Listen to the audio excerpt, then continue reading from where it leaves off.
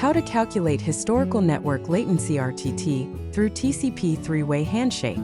The concept of network latency is the time it takes for data packets to go back and forth, also known as RTT. When conducting ping tests in daily work, the RTT measured is due to the fact that ping can only be tested on the spot.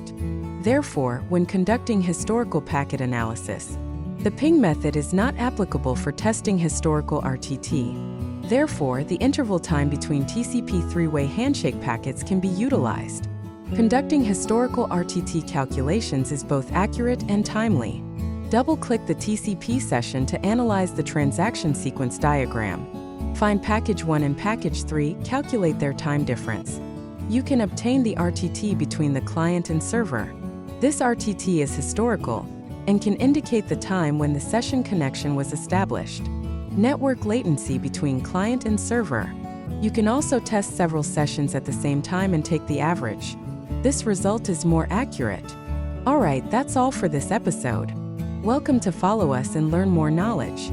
The software captcha can be downloaded for free from the official website www.kolozov.com.cn.